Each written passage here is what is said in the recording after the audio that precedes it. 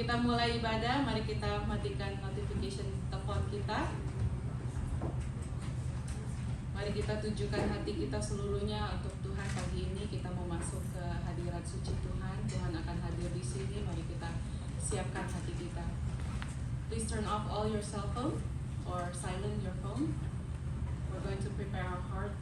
We're going to enter God's holy presence. So let's quiet our hearts before the presence of God.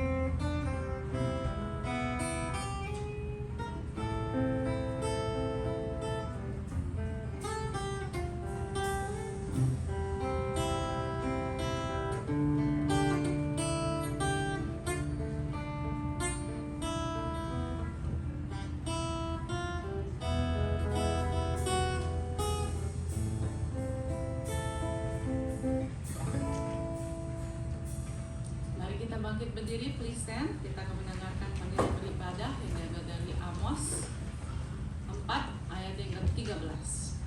Sebab sesungguhnya Dia yang membentuk gunung-gunung dan menciptakan angin, yang memberitahukan kepada manusia apa yang dipikirkannya, yang membuat fajar dan kegelapan, dan yang berjejak di atas bukit-bukit bumi.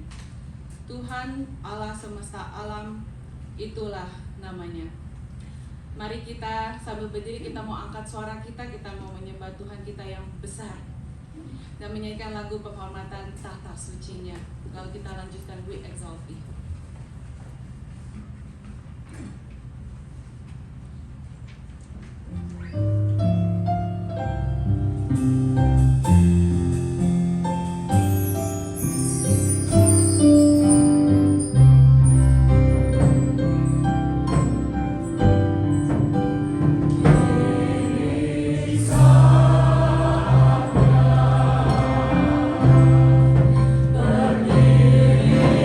Berdiri di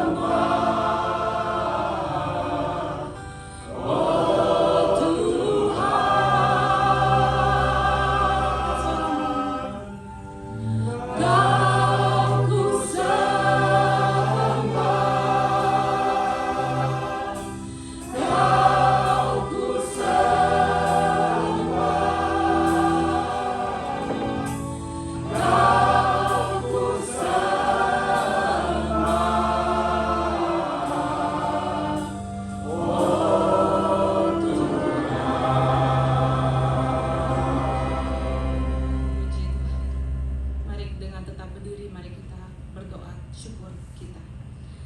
Let's lift up our prayer of thanksgiving. Bapa kami yang ada di dalam surga, our Father in heaven, terima kasih Tuhan untuk kebaikan Tuhan setiap hari. Thank you Lord for your loving kindness to us every day. Tuhan, kami bersyukur pagi ini karena ciptaan-Mu memberikan kami napas dan kehidupan. Lord, this morning we want to thank you because your creation give us air to breathe and give us life. Kami juga ingin bersyukur karena kami diciptakan, dibentuk, ditebus, dan dipanggil dengan nama kami. We also want to thank you because you created us, formed us, redeemed us, and summoned us by your name. Engkau sungguh besar dan mulia. You are great, O Lord. You are glorious. Bapa, berkati hamba-hambamu yang akan melayani hari ini. Urapilah hambamu Pastor Paul, Pastor Steve, dan juga guru sekolah minggu, dan juga youth Sunday school teachers. Biarlah Tuhan anoint them with your Holy Spirit, and may your work will be done. Dalam nama Tuhan Yesus kami berdoa. Amin. You may sit, silakan duduk. Berita pengharapan yang akan diambil dari 2 Korintus 9 ayat yang ke-8. 2 Corinthians 9 verse 8. Dan Allah sanggup melimpahkan segala kasih karunia kepada kamu, supaya kamu senantiasa berkecukupan di dalam segala sesuatu dan malah berkelebihan di dalam pelbagai kebajikan. Dengan tetap duduk kita menaikkan syukur kita untuk kebesaran dan kesetiaan Tuhan dan untuk pengampunan darah-Nya. Let's continue to sing together. We want to thank Him for He is great, He is faithful, and for His redemption of our sin. Mari kita sembah Dia.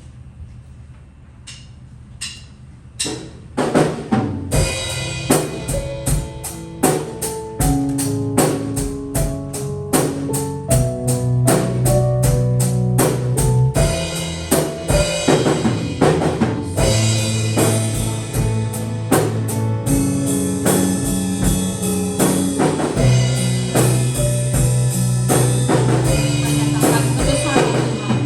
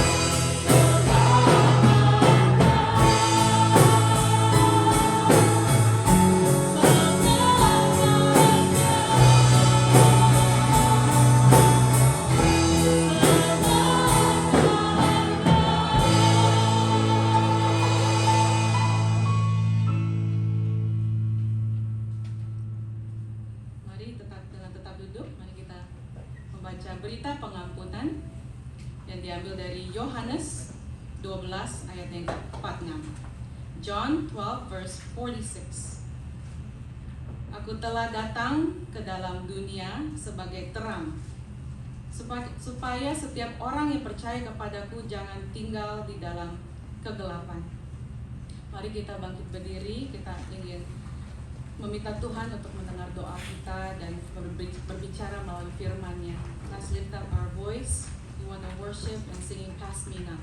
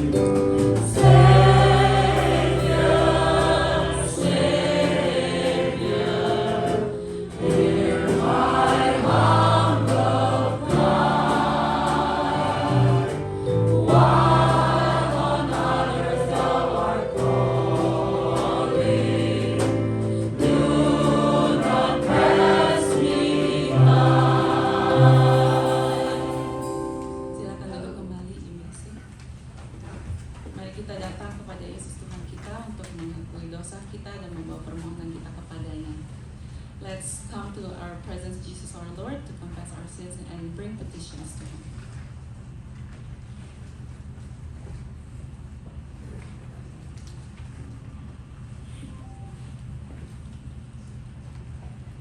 saudara-saudara, setiap minggu kita berdoa buat saudara kita yang bernama Andri. Tapi mungkin saudara belum pernah melihat wajahnya. Every Sunday we pray for our sister by the name of Andri. But perhaps you have never seen her. Hari ini Andri datang bersama dengan mama dan adiknya. Saudara, inilah Andri. Ya.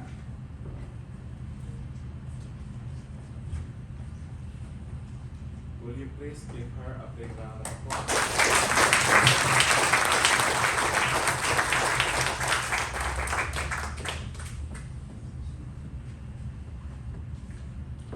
Saudara, mari kita pujikan nama Yesus sebelum kita masuk dalam doa.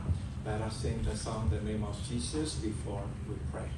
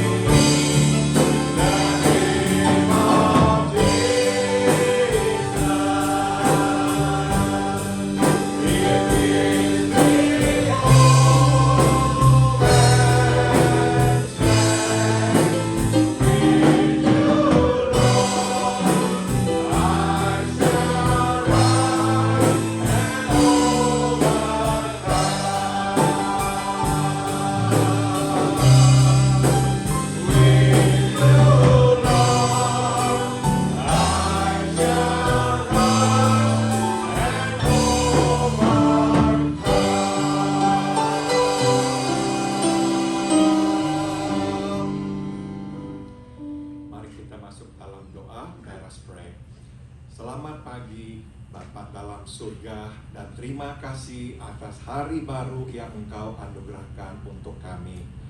Good morning our Heavenly Father, and thank you for this new day that you have given us. Kami bersyukur kami boleh hadir di dalam rumah-Mu untuk menyembah-Mu. We are so thankful to you for allowing us to come into your house, to gather together and to worship you. Bapa, kami juga datang kepadamu mengakui bahwa kami orang-orang berdosa. Kami sudah tahu kehendak-Mu, tapi kami tidak selalu melakukannya. But Lord, we also come before you to confess that we are sinners. We know what your will was, but we did not always obey you. Ampuni kami ya Tuhan, basuh kami dengan darah-Mu, dan biarlah di hari mendatang kami hidup sesuai dengan kehendak-Mu. So we pray, Father, please forgive us our sins. We pray that you will also, Lord, cleanse us with your blood and help us in the days to come to live in accordance to your will. Bapa dalam surga, hari ini kami juga datang bersyukur kepadamu karena saudari kami Andri dapat hadir di tengah-tengah kami. Kami berterima kasih atas semua perbuatan-Mu yang baik dan ajaib dalam hidupnya. Heavenly Father, we are grateful to you because today we can see our sister Andri who came to worship with us today. We are grateful to you, Father, for all the good and the miraculous that you have done in her life. Kami berdoa, teruslah Engkau lakukan perbuatan-Mu yang baik dan ajaib dalam hidupnya, supaya makin hari Andri makin sehat. We pray, may you continue, Father, to do that which is good and miraculous in her life, that each day Andri will grow healthier. Kami pun bersyukur hari ini dapat berjumpa dengan Tante Margaret. Bisa hadir bersama kami, ini adalah anugerah Tuhan. Biarlah Tuhan juga terus memberkati Tante Margaret, tetap sehat, tetap kuat. We are also happy today because our sister Tante Margaret is here to worship with us. May you continue to bless her with good health and strength. Bapak, kami juga terus menaikkan doa buat saudari Stephanie dan Mira. Teruslah Tuhan kuatkan dan sehatkan tubuh mereka. We continue praying also, Father, for Stephanie and Mira.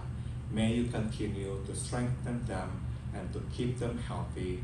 Kami berdoa juga buat saudari Herwi, buat saudara Anyal, buat pendeta Tony Moniaga. Biarlah Tuhan terus pelihara dan sehatkan tubuh mereka. We also pray for our sister Herwi, our brother Anyal, and also our brother Pastor Tony Moniaga, that you will continue to keep them healthy and healed. Bapak, kami juga berdoa buat Tante Elvir. Biarlah tangan-Mu menjamahnya, menghilangkan sakit pada tubuhnya. We also remember our sister Tante Elvir. May you touch her and heal her and remove all the pain from her body.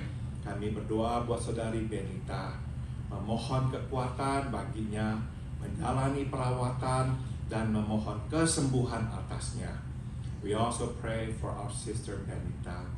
May you also continue to strengthen her to go through treatment and to heal her, Father. Kami berdoa pula buat Om Peter Subadia. Biarlah Tuhan terus kuatkan dan beri dia kesehatan hari lepas hari. We also pray for Om Peter Subadia. May you also strengthen him and may you keep him healthy day after day. Kami juga berdoa buat Om Kiat yang tidak bersama kami hari ini. Teruslah beri Om Kiat kekuatan dan kesehatan. We pray for our brother Om Kiat. May you continue, Father, to strengthen him and to keep him healthy. Bapak, kami juga berdoa buat Om Arthur, buat Pak Gustaf. Biarlah tangan-Mu bersama mereka, menguatkan mereka menjalani perawatan minggu demi minggu. We pray for Om Arthur, for Pak Gustaf. May you also strengthen them to go through treatment week after week. Kami juga berdoa buat tetangga kami Norma. Jamahlah terus Norma, beri kepadanya kekuatan dan kesehatan. We pray for our neighbor Norma. May you continue to strengthen her and to keep her healthy. Kami juga berdoa buat Om Hain di Indonesia, buat Tante Tina, Om Arif, Tante Betsy. Biarlah tangan-Mu menjaga mereka, menjauhkan mereka dari mara bahaya. We pray for Om Hain, for Tante Tina, Tante Betsy, and Om Arif. May you be with them. May you keep them healthy and safe, Father. Dan kami juga mengingat saudara kami yang ada di Indonesia, seperti Aqua dan Kak Rose. Biarlah tangan-Mu juga bersama mereka, menjaga mereka, dan membawa mereka nanti kembali ke sini dengan selamat. We pray for our sisters, Rose and Aqua. May you be with them as well, and that you will bring them here safely, Father. Bapak, terima kasih juga Engkau terus menyembuhkan Santi dan juga mama saya. Biarlah Tuhan terus jamah mereka, kuatkan mereka, dan biarlah Engkau hilangkan sakit pada tubuh mereka. We pray, Father, for Santi, for my mom. We thank you, Father, for healing them, strengthening them. May you continue, Father, to heal them. Terima kasih, Bapak. Kau dengarkan doa-doa kami ini. Thank you for hearing our prayers. Dan kami juga berdoa Bapa, biarlah Engkau berbicara kepada kami. Kami mau mendengarkan firman-Mu. And now we pray, Father, may you speak to us. We want to listen to you. Di dalam nama Tuhan Yesus kami berdoa. In the name of Jesus, we all pray. Amen.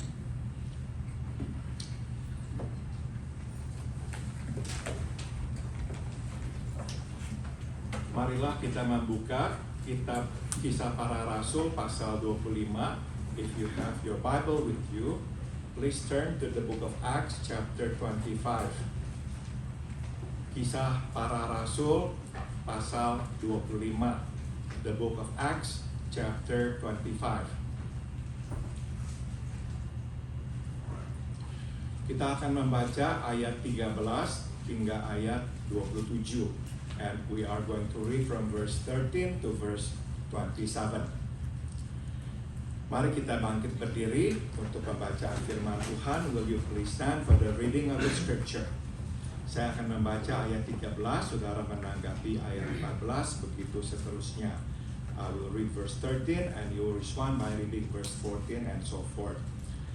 Ayat 13, beberapa hari kemudian datanglah Raja Agripa dengan Bernike ke Kaisaria untuk mengadakan kunjungan kehormatan kepada Festus.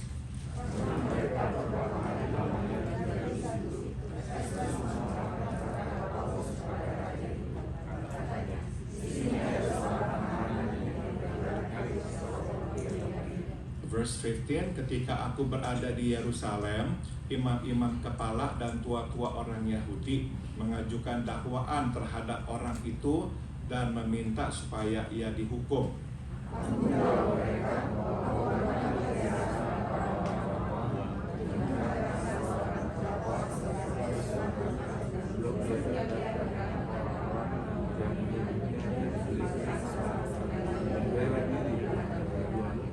Verse 17, karena itu mereka turut bersama-sama dengan aku kemari. Pada keesokan harinya, aku segera mengadakan sidang pengadilan dan menyuruh menghadapkan orang itu.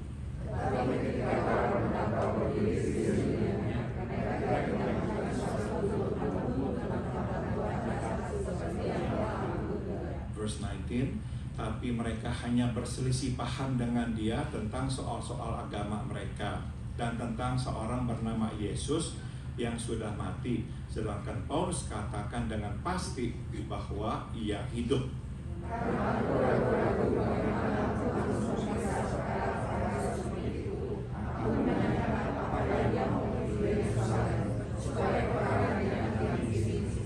Verse 21, tapi Paulus naik banding. Ia minta supaya ia tinggal dalam tahanan dan menunggu sampai perkaranya diputuskan oleh Kaisar. Karena itu aku menyuruh menahan dia sampai aku dapat mengirim dia kepada Kaisar.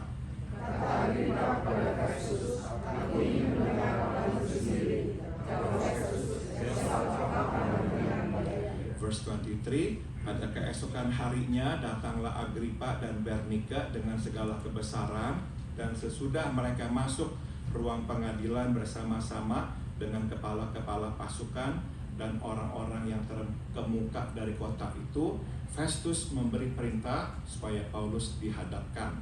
Festus berkata, "Ya Raja Agripa serta semua yang hadir di sini, sama-sama dengan kami, karena orang ini yang diurus oleh orang Yahudi, baik yang di Yerusalem maupun yang di sini. Mereka dapat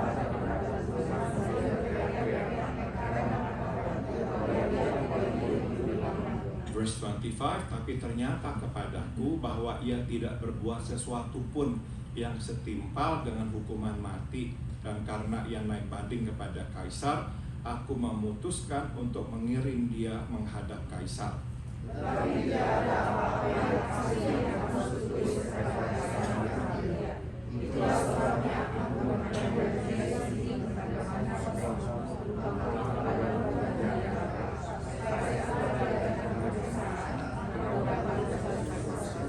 bersama-sama, sebab pada hematku tidaklah wajar untuk mengirim seorang tahanan dengan tuduhan yang diajukan terhadap dia. Silakan duduk, you may be seated. Tema khotbah pada pagi hari ini adalah apakah engkau bersedia melakukannya untuk aku? The theme of today's message is, will you do it for me? Saudara, mungkin kita ini sudah merasa jenuh mendengar saya mengkhotbahkan tentang sidang pengadilan dan pemenjaraan Paulus. Perhaps by now some of you might have been tired of hearing me preach about Paul's trials and detention. Nah, saudara, selamat datang ke dalam hidup dan penderitaan Paulus. Welcome to the life and suffering of Paul. Bila kita ini jenuh, kita dapat bayangkan perasaan Paulus. If we were tired, just imagine Paul's feelings. Saudara, ini adalah kali keempat Paulus harus menjalani sidang pengadilan setelah dia ditangkap di Yerusalem, tapi sampai saat ini belum ada titik terang. You see, this is going to be his fourth trial since his arrest in Jerusalem, but there is still no end in sight. Dia tetap harus menunggu. He still must wait. Saudara mungkin masih ingat, dia pertama diadili di hadapan Sanhedrin, ya, suatu konsili atau suatu kumpulan tua-tua dan kaum agama orang-orang Yahudi. As you might recall, he was first tried before the Sanhedrin, the Jewish Religious Council. Kemudian di Kaisarea dia diadili oleh Gubernur Felix dan tua-tua orang Yahudi. Later in Caesarea, he was tried by Governor Felix and the Jewish elders. Kemudian dia adil lagi, dia oleh Gubernur Festus dan tua-tua orang Yahudi. Next was trial by Governor Festus and the Jewish elders. Dan sekarang dia akan diadili oleh Gubernur Festus dan Raja Agrippa kedua. And now he is to be tried by Governor Festus and King Agrippa II. Saudara, 4 sidang pengadilan, dan setiap kali dia harus mendengarkan dakwaan yang sama yang tidak dapat dibuktikan. 4 trials, and every time he must hear the same charges which cannot even be substantiated. Dan setiap kali dia harus kembali mengemukakan pembelaannya, and every time he must make the same defense. Jika kita ada dalam situasinya, mungkin kita akan merasa frustrasi dan bertanya kepada Tuhan, kapankah semua ini akan berakhir?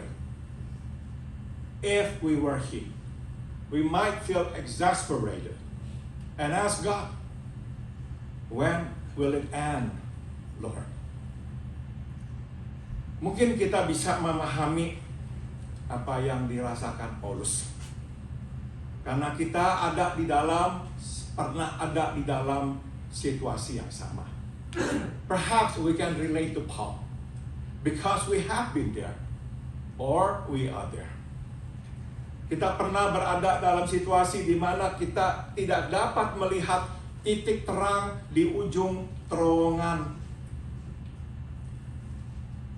We've been in situation in which we could not see light at the end of the tunnel.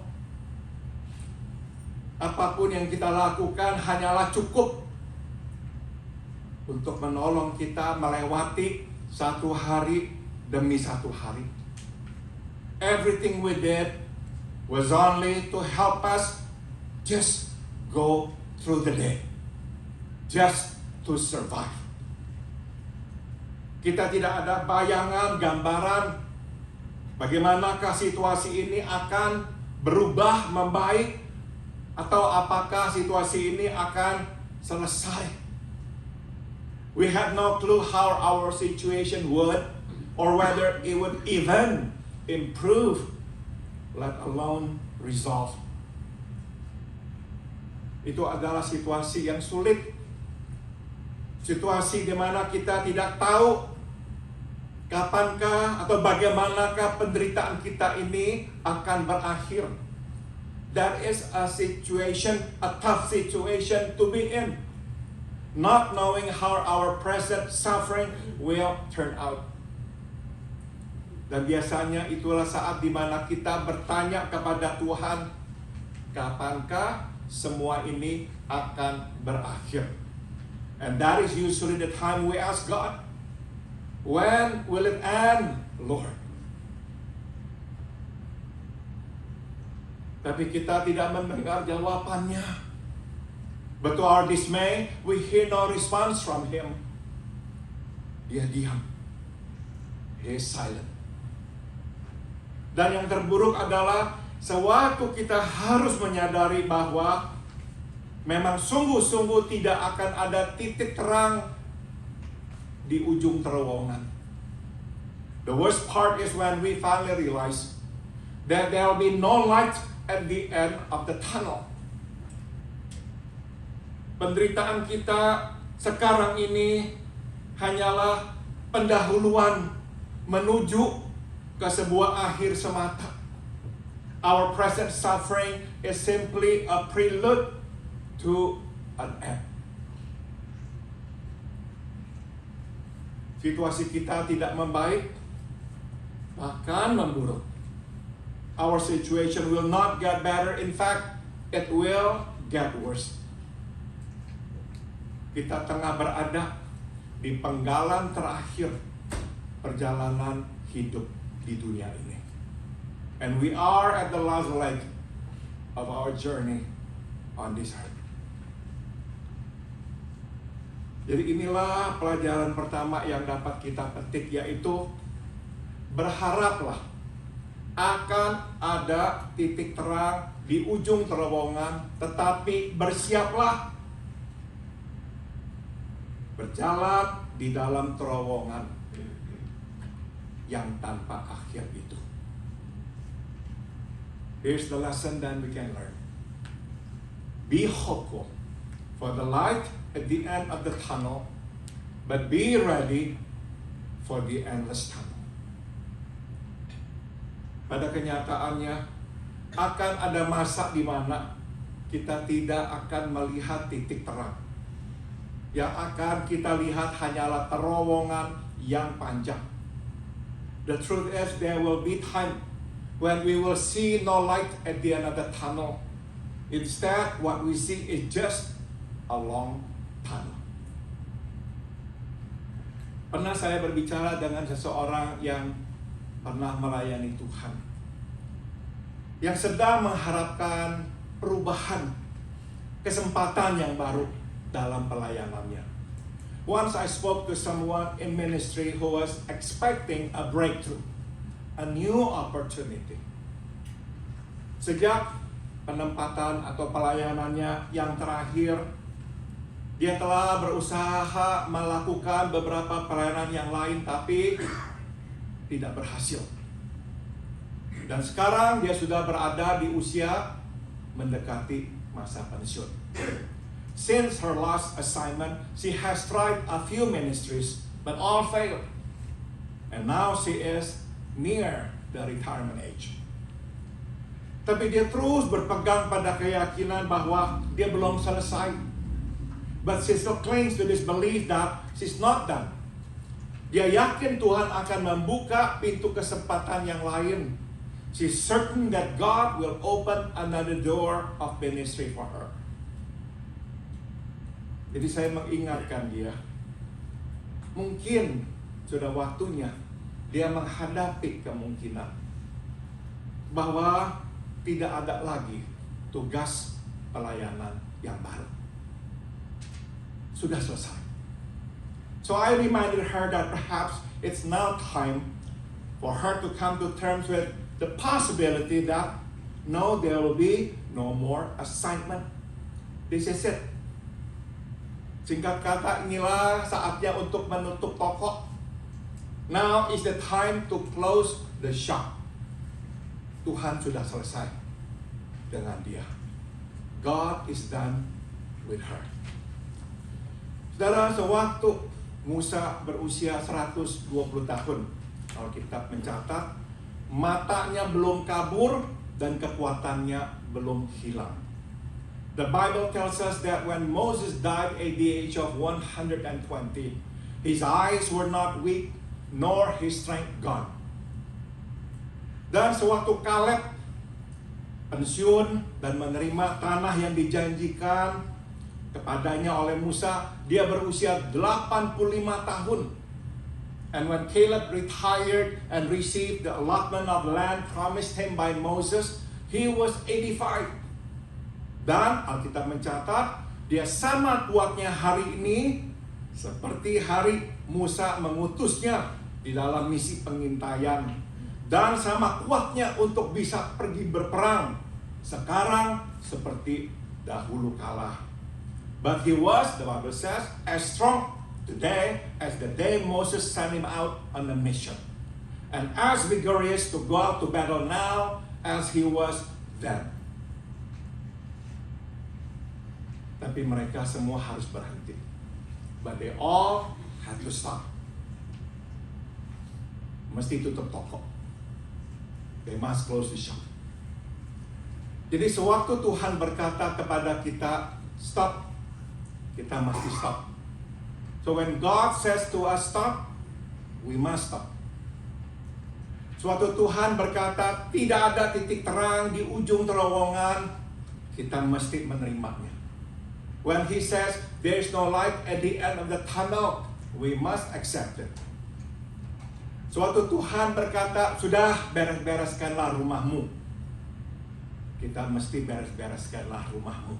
When God says put your house in order, we ought to put our house in order. Singkat kata, saudara, kita mesti siap untuk berpisah dengan semua yang kita terbiasa, yang kita kenal selama ini.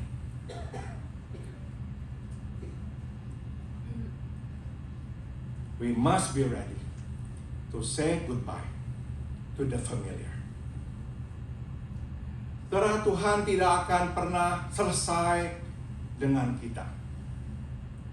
Dia akan selalu bersama kita. Tapi akan datang waktunya Dia akan selesai memakai kita.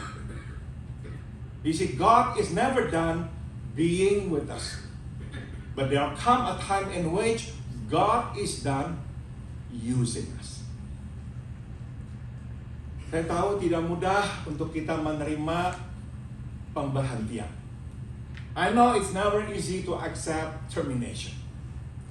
Kita ingin meyakinkan diri kita dan orang yang kita kasihi bahwa terowongan ini sementara kok.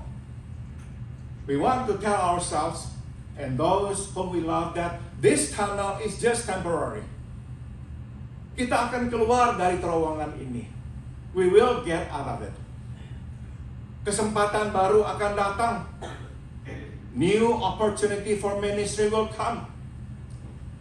Bisnis kita akan kembali kuat dan akan kembali menguntungkan. Our business will bounce back and be profitable. Kita akan sembuh dan kita akan hidup seperti sedia kala. We will be healed and live like before. Dan masalah kita akan selesai. Our problems will be resolved. Tapi pada kenyataannya adalah tidak. Kita tidak dapat berkata demikian karena kita tidak tahu kehendak Tuhan. But the fact is no. We cannot say so because we do not know God's will. Jadi saudara, kita mesti menerima kenyataan bahwa pemberhentian selalu ada di atas meja. So we must always be ready to accept the fact that termination is always on the table. Jadi saudara, siaplah untuk terus berjalan di terowongan ini.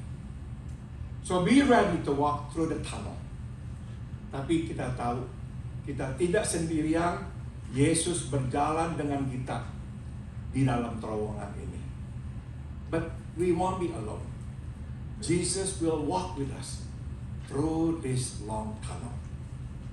Mari kita lanjutkan. Let us continue.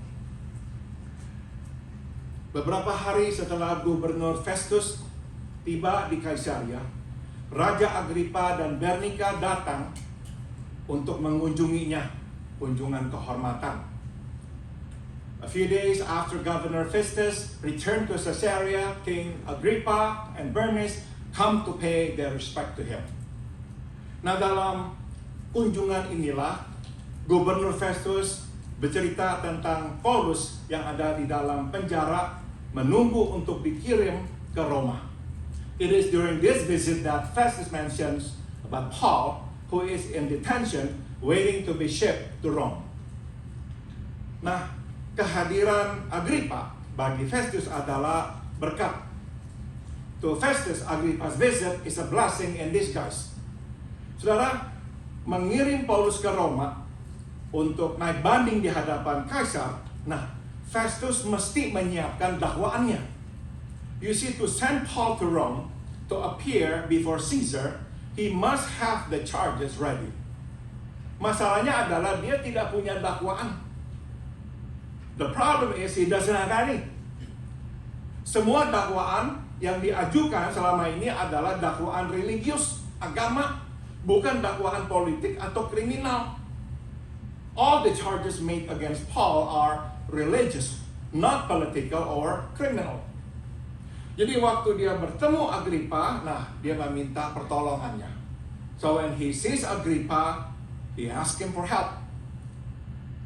Agrippa adalah pemerintah atau raja di Yudea dan paham dengan masalah-masalah agama di sana. He is after all ruler of Judea and is familiar with the religious issues. Mungkin Agrippa dapat mengubah dakwaan religius ini menjadi dakwaan kriminal sehingga Festus dapat menulis dakwaan ini kepada Kaisar. Perhaps Agrippa can convert the religious charges into criminal charges, so he, Festus, will have something to write to Caesar. Mari kita berhenti sekarang dan menarik beberapa pelajaran. Let us now stop and glean some lessons. Saudara, kita sudah tahu siapakah Festus. Dia adalah gubernur Roma yang menggantikan gubernur Felix. We already know who Festus was. He was the Roman governor that replaced Felix. Nah, sekarang kita ingin mengenal siapakah Agrippa dan Bernika. Now let us get to know Agrippa and Bernice. Saudara, Raja Herodes Agrippa kedua, nama lahirnya adalah Marcus Julius Agrippa. Dia adalah cucu dari Raja Herodes Agung yang memerintah pada saat Yesus dilahirkan. Herod Agrippa II, born as Marcus Julius Agrippa, was the grandson of King Herod the Great, who reigned at the time of Jesus' birth. Saudara, mungkin saudara masih ingat ya, Herodes Agung inilah raja yang memerintahkan agar anak-anak laki umur 2 tahun ke bawah di Bethlehem dibunuh setelah dia mendengar kelahiran Yesus sang Mesias. In case you forget, Herod the Great was the king who ordered the killing of all children in Bethlehem 2 years and under upon hearing the birth of Jesus, the Messiah. Nah, saudara, Herodes Agrippa kedua adalah anak dari Herodes Agrippa pertama. Herod Agrippa II was the son of Herod Agrippa I. Nah, Agrippa pertama inilah raja yang menangkap dan membunuh Rasul Yakobus dan memenjarakan Petrus yang kemudian secara ajaib dibebaskan oleh malaikat Tuhan. Agrippa I was the king who killed James, one of the disciples, and imprisoned Peter, who was miraculously released by an angel of the Lord. Nah, saudara, salah satu dari Agrippa kedua, salah satu dari saudara perempuan Agrippa kedua yang bernama Drusilla adalah istri gubernur Felix. Mungkin saudara masih ingat istrinya Felix bernama Drusilla. Ya, one of Agrippa's the second sisters, Drusilla, happened to be the wife of Governor Felix. Nah, Agrippa kedua juga punya saudari perempuan lagi namanya Bernice. Agrippa II had another sister, namely Bernice. Nah, kalau saudara bertanya-tanya mengapakah Agrippa kedua mengadakan kunjungan kehormatan kepada Gubernur Festus dengan saudarinya, dengan sisternya yang bernama Bernice. If you're wondering why Agrippa II came to visit Governor Festus with Bernice, his sister, here's the reason. Karena saudara, Bernice dan Agrippa kedua terlibat di dalam hubungan suami istri, incest, cicit dengan kokoh, satu mama, satu papa, bukan saudara tiri. Ya, it's because Bernice and he, Agrippa II, were involved in an incestuous relationship. Jadi saudara, saat itu Agrippa kedua tidak punya istri resmi. Bernice adalah ratu. So at the time Bernice was the acting queen.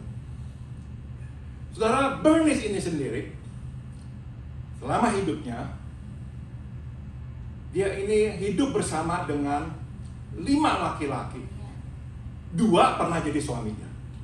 Throughout her life, Bernice lived with 5 men. 2 of them she married. Nah, Agrippa kedua adalah laki-laki ketiga. Agrippa II was the 3rd man she was with. Saudara, saya menceritakan semua ini kepada saudara bukan karena wah ini cerita-cerita tabloid ya, berita gosip. I'm telling you this not to give you tabloid fodder about them. Saya menceritakan semua ini kepada saudara untuk memberitahukan saudara, inilah orang-orang yang menghakimi Paulus, yang punya kuasa atas kehidupan Paulus, membuat keputusan untuknya.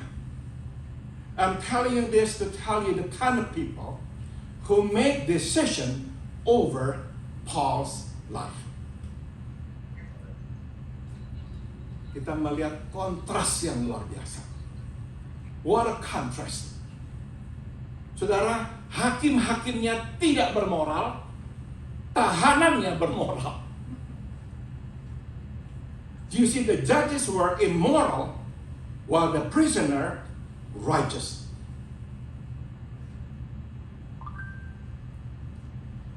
Saudara, singkat kata, mereka lah yang seharusnya dihakimi, bukannya Paulus. You see, it was they who should stand trial, not Paul. Pauluslah yang seharusnya menghakimi mereka. It was Paul who should judge them. Nah, mungkin kita sekarang bertanya-tanya, mengapakah kok Tuhan menyerahkan hambanya yang baik dan benar ini untuk dihakimi oleh orang-orang yang bejat ini? Perhaps you wonder, why did God hand his righteous servant over to these wicked people? Kalau Paulus harus dihakimi, bukankah seharusnya dia dihakimi oleh orang yang baik? Bukan yang lebih buruk darinya. If Paul were to be judged, he should be judged by somebody better, not somebody worse. Di manakah keadilan? Where is justice? Yang brengsek, yang jahat menghakimi yang baik dan yang kudus. The corrupt judges the holy. The evil judges the good. Mungkin kita pernah berada di situasi yang serupa. Perhaps we have been in similar situation. Seseorang yang tidak kompeten, tidak seperti kita, malah dinaikkan pangkatnya, malah jadi atasan kita. Somebody who's not as competent as we was promoted and became our supervisor. Somebody yang bagi kita tidak bermoral dan tidak seharusnya menikmati hal-hal yang baik dalam hidupnya, kok malah diberkati. Somebody who to us was immoral and undeserving of good things in life seemed to be blessed. Dan orang yang brengsek dan bejat kok berkuasa atas hidup kita dan kita harus tunduk kepada mereka. And those who were corrupt had power over our lives and we have to submit to them. Dan kadang karena perbuatan orang kita harus menderita dan menderita lama dan kehilangan banyak, sedang mereka kok senang-senang saja. And because what others did to us, we had to suffer long and lost much while they appear to be happy. Paulus harus menderita di tangan pejabat-pejabat yang bejat. Tapi kok dia bisa hadapi semua itu? Paul had to suffer in the hands of those corrupt officials, both religious and political, but he was able to endure it. Apa kiatnya? Apa rahasianya? So what's his secret? Tidak lain tidak bukan. Dia melakukan semua itu. Dia menjalani semua itu demi Kristus. It's none other than he did it for the sake of Jesus. Coba dengarkan apa yang Paulus katakan di 2 Korintus 4 ayat 11. Please listen to what Paul says in 2 Corinthians 4:11. Karena kita yang hidup selalu diserahkan kepada kematian karena Yesus, supaya kehidupannya menjadi nyata di dalam tubuh kami yang fana ini. For we who are alive are always being given over to the death for Jesus' sake, so that His life may also be revealed in our mortal body. Dan di 2 Korintus 11 ayat 23, Paulus menjelaskan lebih lanjut lagi. And in 2 Corinthians 11:23, Paul elaborates that he has been imprisoned more frequently, been flogged more severely, and been exposed to death again and again. Dia menjelaskan dia telah dipenjarakan lebih sering dari yang lain, dicambuki lebih hebat, lebih keras, dan kerap dalam bahaya maut. But he did it all for Jesus. Dia lakukan semua itu demi Kristus. Jadi inilah pelajaran yang kedua yang dapat kita petik, yaitu tanggunglah penderitaan untuk Kristus dan di dalam Kristus. Here's another lesson we can glean that. Endure hardship for Jesus and in Jesus. Jangan lihat orang, jangan lihat situasi, lihat Yesus. Do not look at people or situations, look at Jesus. Kita tidak akan sanggup menanggung penderitaan demi alasan yang lain. Tidak bisa. We cannot endure hardship for other reasons. Bila kita mencoba melakukannya demi alasan lain, tidak akan bertahan. If we do it for other reasons, we won't last. Kita akan berantakan. Kita akan pahit sepanjang hidup kita. We will break down and be bitter for the rest of our lives.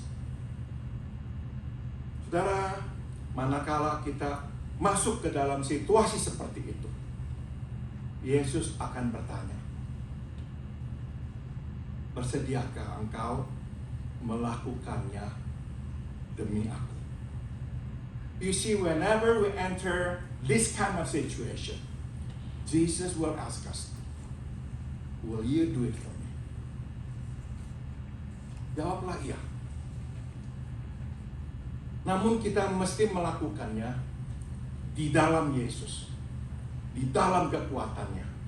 Kita tidak bisa menggunakan kekuatan sendiri. But we must do it in Jesus, in His strength. We cannot draw from our own strength. Nah, inilah berita baiknya. Here's then the good news. Bila kita melakukannya untuk Yesus, maka barulah kita dapat melakukannya di dalam Yesus.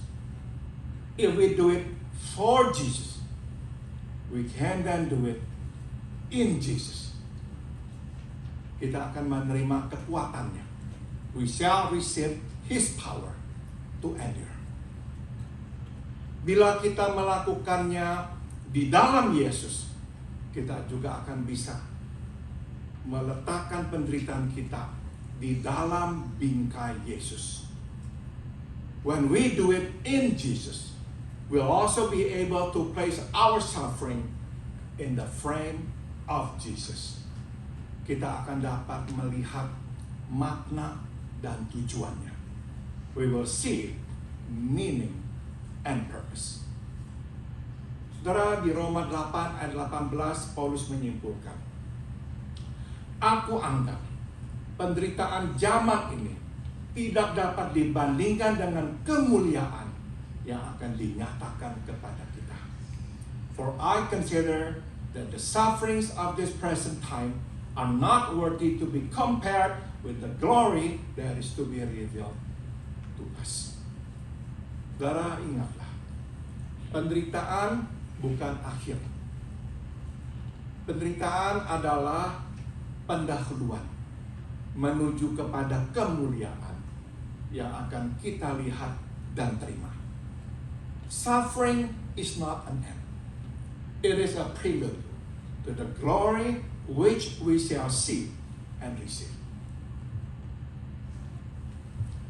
Saudara, hari ini hari yang indah, hari yang spesial, istimewa. Ada Tante Margaret, ada Andre. Today to me is a special day because we have Tante Margaret and we have Andre. Saudara, penderitaan mereka bukanlah akhir. Their suffering is not an end. Kursi roda hanyalah kendaraan membawa mereka ke surga. You know, the wheelchair is just a vehicle to take them to heaven. Karena di sorga mereka tidak perlu lagi kursi roda. Because in heaven they will have no more need and use for this. They don't need any more wheelchairs. Penderitaan bukan akhir. Penderitaan adalah pendahuluan menuju kepada kemuliaan yang akan kita lihat dan kita terima. Always remember this.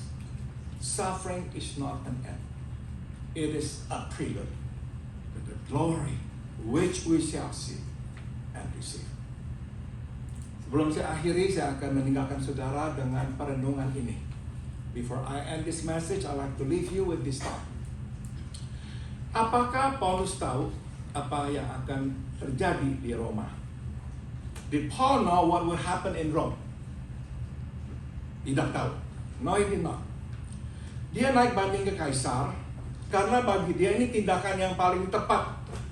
Dan ini satu-satunya langkah yang dapat diambilnya. You see, he appealed to Caesar because it's the right thing to do. And because it's the only step he could take. Jadi ingat ini. Ambillah langkah. Apapun itu. Tuhan akan memimpin sisanya. So remember this. Just take the step. Whatever it is, and God will lead the rest. Kita tidak perlu menunggu sampai semuanya kita lihat dengan jelas, karena mungkin sekali tidak akan kita lihat dengan jelas. We need not wait till we see everything because we might not be able to see everything. Jadi berjalanlah dalam iman.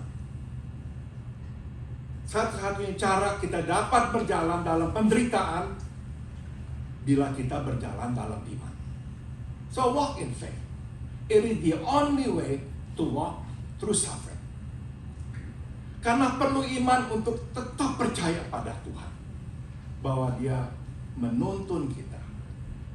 Meskipun kita tidak melihatnya. It requires faith to trust God because He leads through ways which we cannot see. Salah satu ayat kesukaan saya adalah Mazmur 77 ayat 19. One of my favorite verses in the Bible is Psalm 77 verse 19. Lorongmu menuntun aku melewati lautan. Jalanmu menuntun aku melewati air bergelora. Meskipun jejak kakimu tidak terlihat. Beautiful, isn't it? Your path led through the sea. Your way through the mighty waters, though your footprints were not seen. Jadi jangan cari dan lihat jejak kaki Tuhan tidak terlihat. So do not look for God's footprints because they're not seen. Tapi dengan iman kita tahu Dia bersama kita dan Dia sedang menggenapi rencananya. So, but by faith we know that He is here with us and that He is working out His plan. Dengan iman kita tahu Dia tengah menuntun kita menuju kepada kehendak-Nya dan bahwa penderitaan saat ini ada dalam kendalinya. By faith we know that He is guiding us to His will and that our present suffering is in His control. Penderitaan ini ada hari ini untuk tujuan tertentu yang kita tidak mengerti. It is there for a reason, even though we don't understand it. Saudara, Darlene Dabler-Rose melayani di Indonesia bersama suaminya Russell dan Dr. Robert Jeffrey dalam masa Perang Dunia Kedua. Darlene Dabler-Rose served in Indonesia with her husband Russell and Dr. Robert Jeffrey during World War II. Suaminya dan Dr. Jeffrey, ya, pembimbing rohaninya itu, dua-dua mati di dalam pemenjaraan Jepang. Mereka dua-dua dikubur di Sulawesi. Both her husband and Dr. Jeffrey, her spiritual mentor, died in Japanese prison camp. Dia juga ditangkap dan pernah dimasukkan ke dalam sel untuk dihukum mati. She too was in prison and placed on death row. Nah saudara, di dalam sel itulah dia ingat sebuah lagu yang biasa dinyanyikannya di sekolah minggu. It was there in her cell, she remembered a song she used to sing in Sunday school. Fear not, little flock, jangan takut domba kecil. Whatever your lot, He enters all rooms. Apapun porsimu, bagianmu, Dia masuk ke semua kamar atau ruangan. The doors being shut, He never forsakes. Meskipun pintu ditutup, Dia tidak pernah meninggalkan. He never is gone. Dia tidak pernah tinggalkan. Jadi bersandarlah pada kehadirannya. So count on His presence. From darkness till dawn. Dari malam gelap sampai pagi. Percaya saja. Percaya saja. Segalanya mungkin. Percaya saja. Only believe. Only believe. All things are possible. Only believe. Setelah bernyanyi, dia mencatat. Dengan lembut, Tuhan memeluk aku. Dan tiba-tiba aku mempunyai kedamaian. After singing it, she shared, so tenderly my Lord wrapped His strong arms of quietness and calm about me. Aku tahu mereka bisa memenjarakan aku, tapi mereka tidak bisa memenjarakan Tuhanku. I knew they could lock me in, but they could not lock my wonderful Lord out. Jesus was there in the cell with me. Dia diselamatkan, saudara. Dia dibebaskan. Finally, she was released. She was sent back to the US. Dia menikah dengan suami kedua, kembali lagi melayani di Papua Nugini. Yeah, she was released, she returned to the US, she remarried, and with her husband, they went back to Papua New Guinea and served the Lord again there as a missionary. Jejak kaki Yesus tidak dapat kita lihat, tapi kehadirannya nyata. Jesus' footprints are not seen, but His presence is real.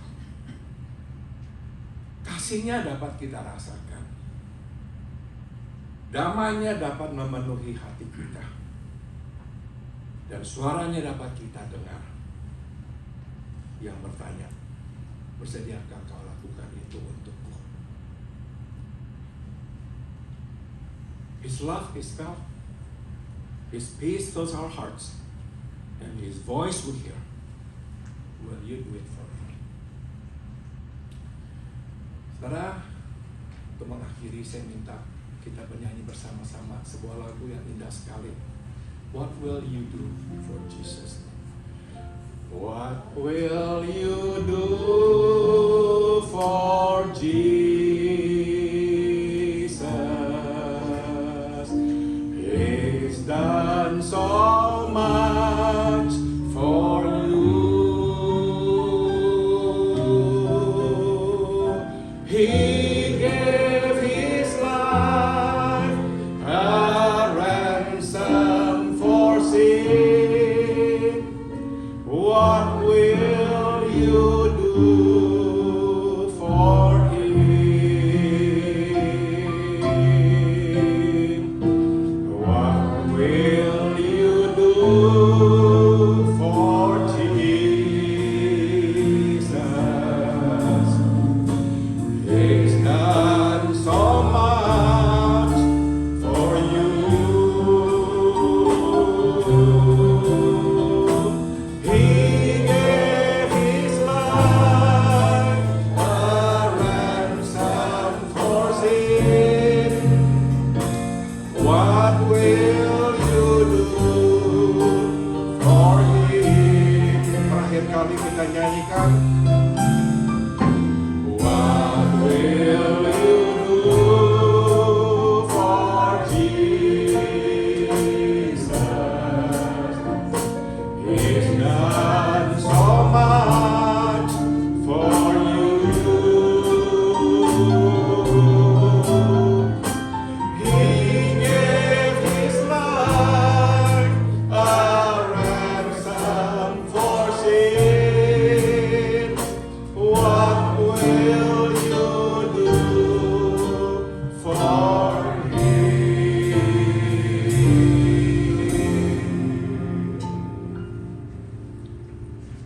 Amin. Itu doa kita tadi.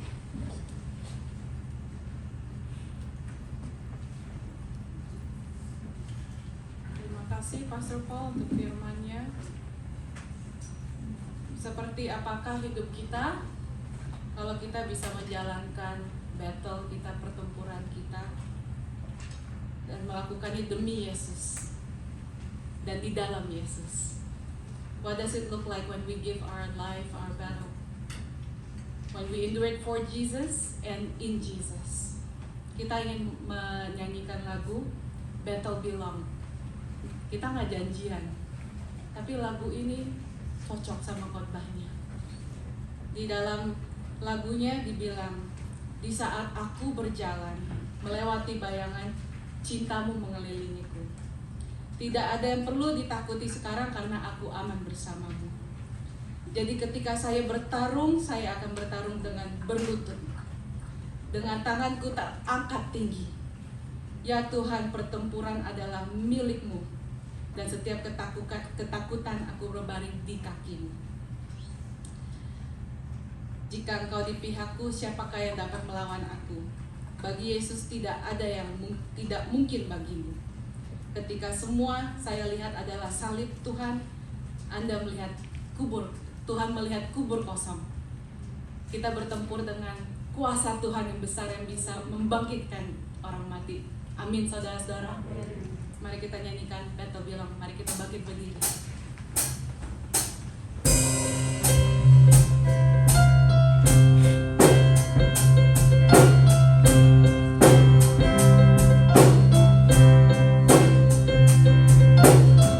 When all I see is the battle, you see my victory.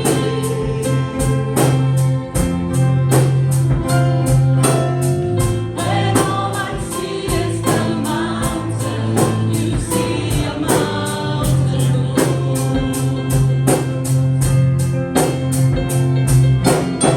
And as I walk through the shadow, your love surrounds me.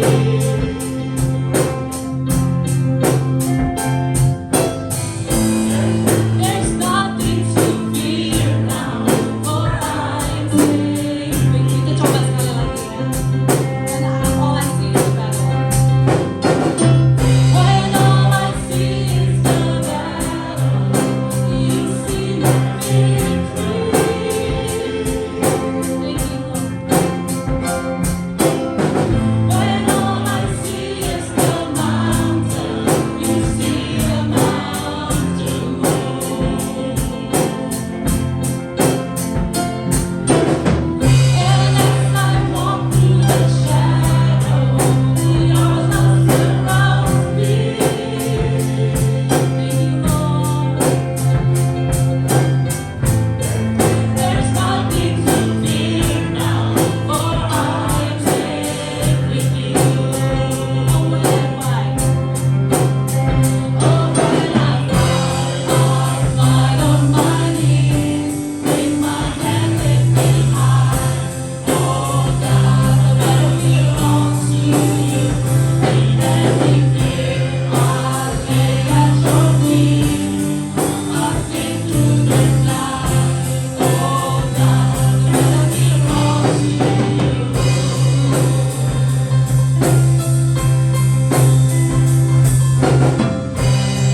And if you are for me, who can be against me?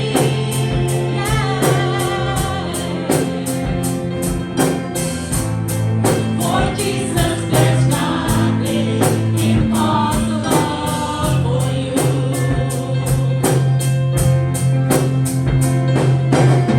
When all I see are the ashes, you see the beauty.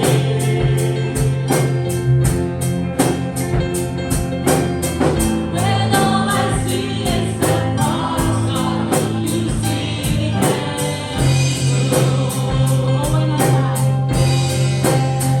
Oh, when I fight on my knees, with my hand lifted high. Oh God, the battle belongs to you. And every fear I lay at your feet. I sing through the night. Oh God, the battle belongs to you.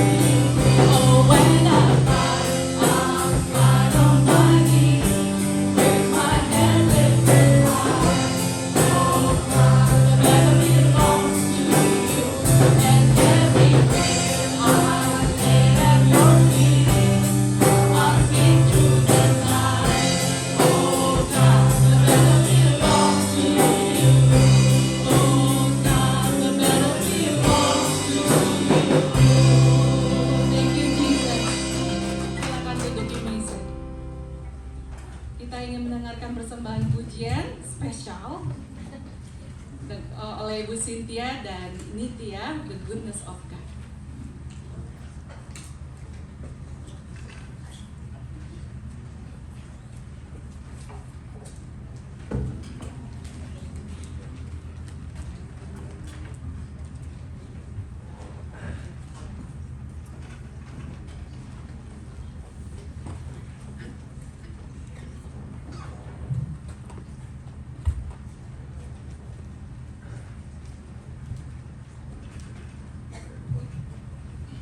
Selamat siang Bapak Ibu. Maaf, tidak ada di buku program, tapi kami ingin sekali menyaksikan kasih kesiapan Tuhan dan penyertaan Dia pada keluarga kami. Kami ingin menyanyikan lagu ini, pujian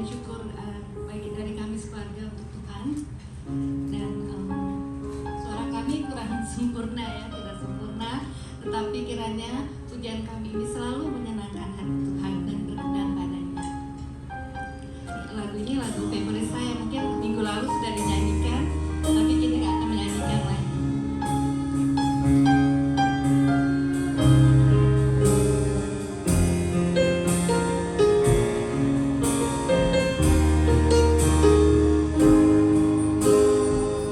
I love you, Lord,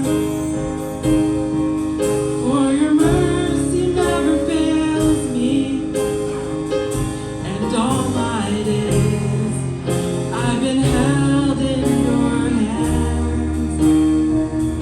From the moment that I wake up until I lay my head, oh, I will sing in the goodness of God. And all my life you have been faithful. And all my life you have been so, so good. With every breath that I am able, oh, I will sing in the goodness of God.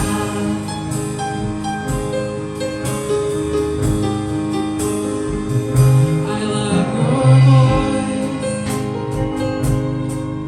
You have led me through the fire. In the darkest night, you are close like no other. I've known you as a father. I've known you as a friend, and I have lived in the goodness of God. And all my life you have been faithful. And all my life you have been so, so good. With every breath that I am made, oh, I will sing in the goodness of God. 'Cause your goodness is running after, it's running after me. Your goodness is running after, it's running after me. With my life laid down, I surrender now. I give you everything. Your goodness is running after, it's running after me. And all my life you've been faithful. And all my life you have been so, so good. With every breath that I am able, oh, I will sing of the goodness of God. And all my life you have been faithful. And all my life you have been so, so good. With every breath that I am able, oh, I will sing in the goodness of God. Oh, I will sing In the goodness of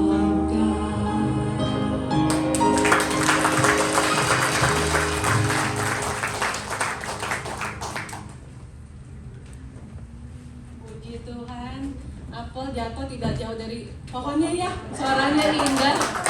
Puji Tuhan, thank you Nitya. Nitya kami undang untuk nyanyi sama kita dong, lain kali ya. Kita mau dengar Nitya lagi. Oke, mari kita adakan persembahan syukur.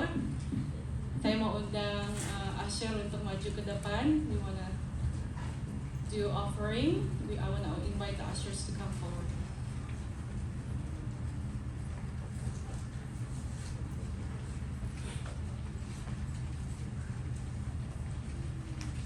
Mari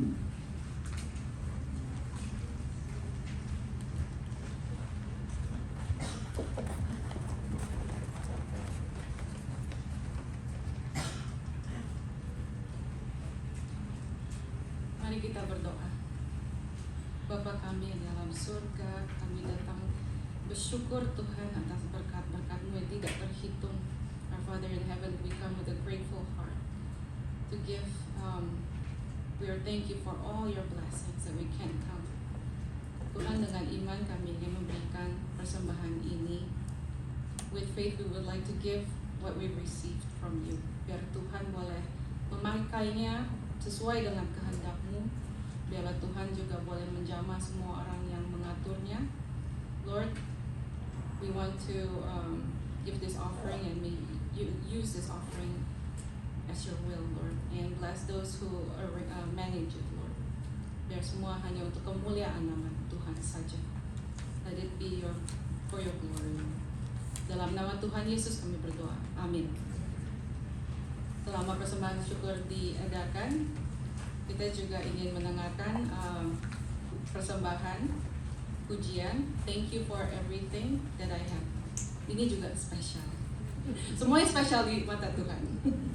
Saya undang Bapak Markus untuk maju.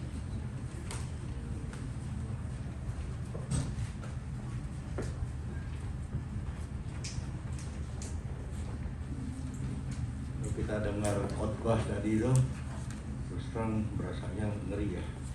Jadi orang Kristen tuh seperti Paulus yang baik-baik tetapi dihakimi oleh orang-orang yang jahat-jahat gitu.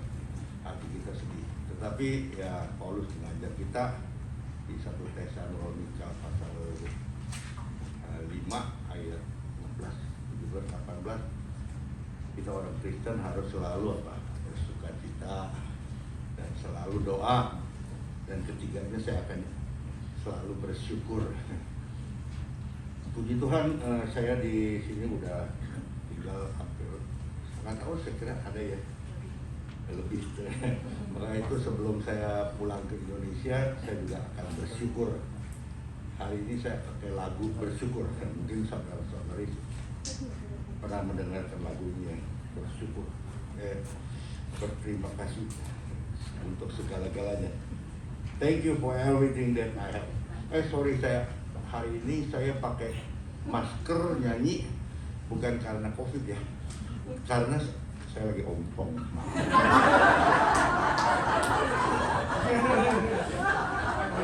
Saya takut nyanyi saya bagus-bagus karena ompong saya jadi semua orang pikir jelek. Maaf ya.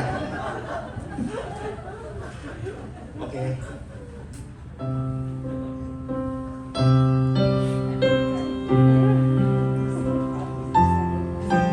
In the morning, I thank you for the bread that I have, that you sang, the good for your life on my hand. In the morning, I thank you for the life that I have, the blessing, the family, the robe on my heart. In the morning, I thank you for everything that I have.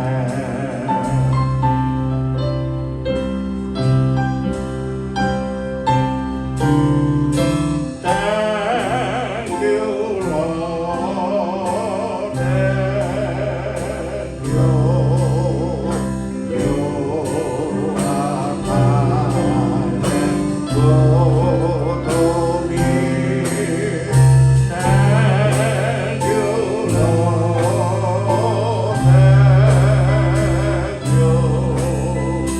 Thank you. Thank you for everything that I have.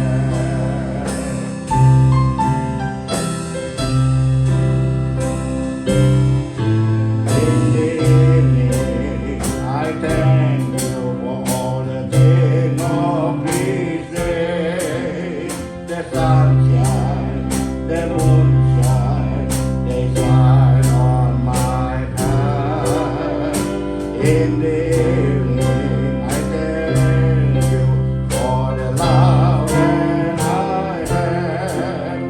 The blessing is so amazing. It covers my heart and evening. I thank you everything that I have. Thank you, Lord. Thank you. You are kind and good to me. Thank you, Lord. Thank you. Thank you. That I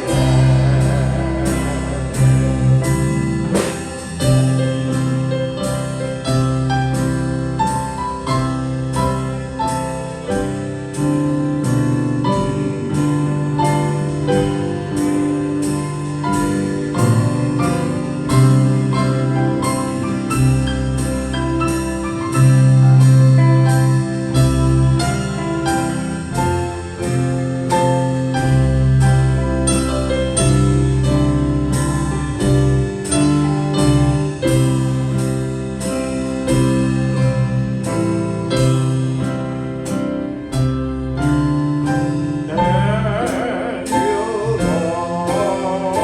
Thank you. You are kind and good to me. Thank you, Lord. Thank you. Thank you.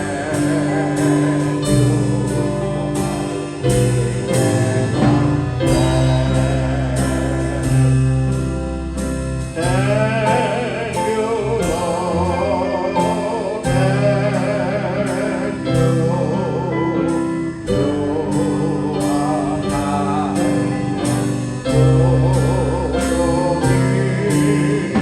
Thank you, Lord. Thank you. Thank you.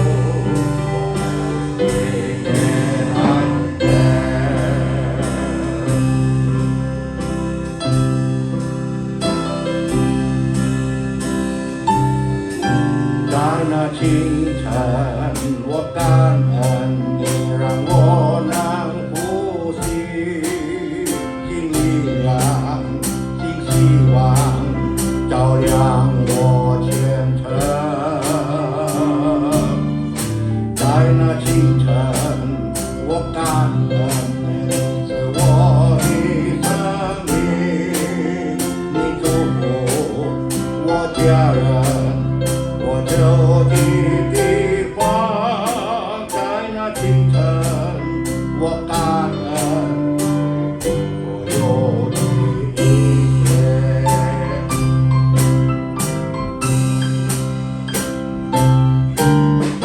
感谢主，感谢你，我真的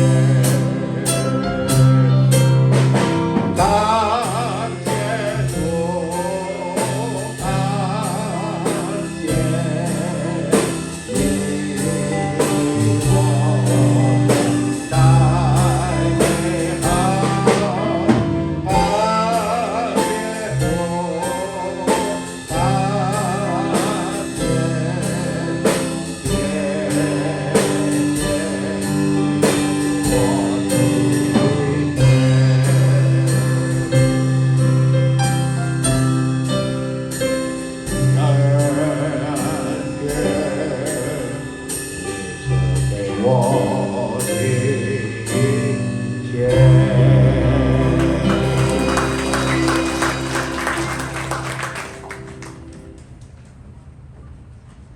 Terima kasih untuk persembahan pujiannya. It's limited edition soalnya mau pulang. Nggak dengar lagi 6 bulan lagi loh. Saya tinggal sama Papa Markus, jadi saya tahu emang hidup Pak Markus penuh dengan bersyukur. Walaupun gigi ompong, tetap tersenyum. Lagi kita makan, susah makannya, tapi tetap tersenyum. Puji Tuhan. Mari kita bangkit berdiri, kita mau nyanyikan lagu penutup. Pertemuan di udara, lalu kita lanjutkan dengan bunyi sangkakala.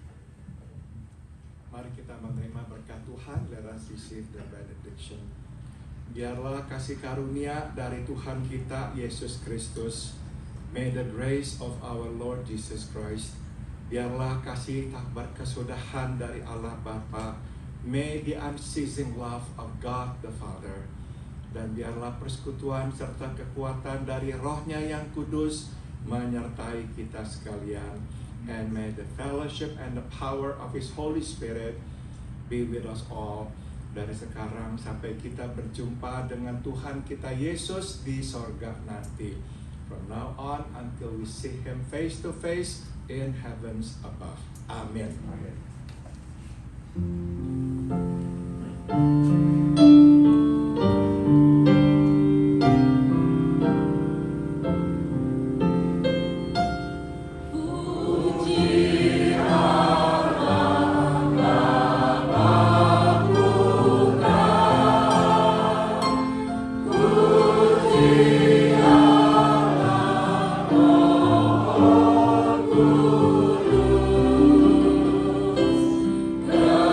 Ketika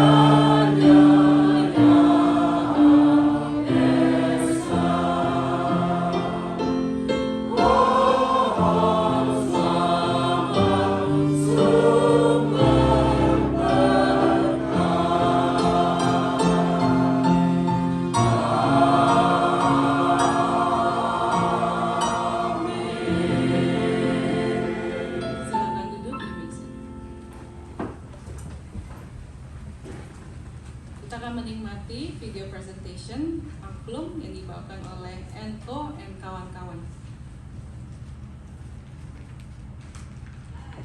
We have the Angklung group of Toreros, and we're gonna play a song for you, Jesus I Come. Okay?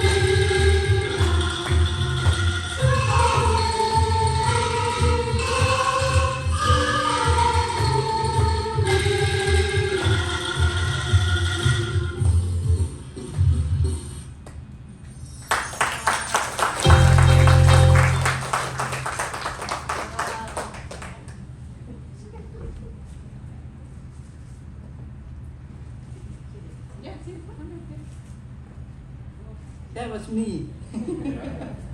Okay, today is a special day for special someone, and I'm looking at her now.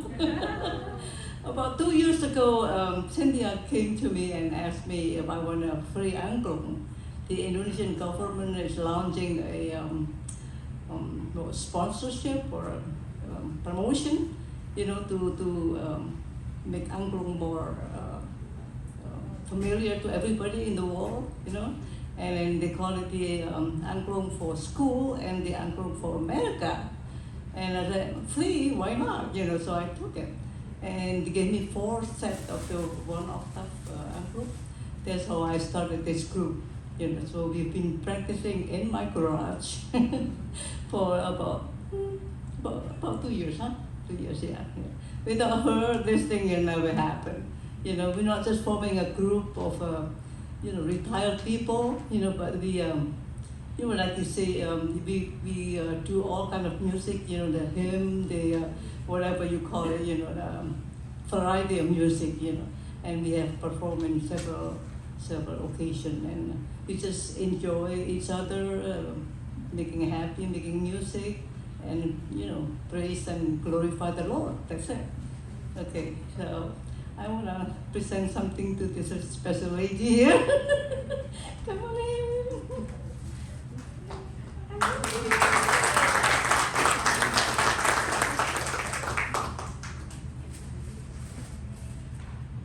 She has done so many, for us, for me, for the group, all the ladies signed the card there, so you can see. Okay, thank you. Thank you, Ibu Ann and friends. Thank you so much for your hard work. It's beautiful. You don't miss a beat. And then you did it with perfect unity. Thank you so much. Sounds like Judge Simon, ya?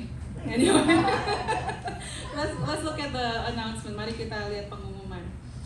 Hari ini akan diadakan latihan paduan suara. Dan yang kedua, terima kasih untuk semua yang sudah mengambil bagian dalam pelayanan hari ini. Terima kasih. Dan kami ingin mengundang untuk saudara-saudari yang baru pertama kali datang hari ini, ada kiranya bisa berdiri dan memperkenalkan diri Anda. Can you stand up and maybe introduce yourself? If you come here for the first time.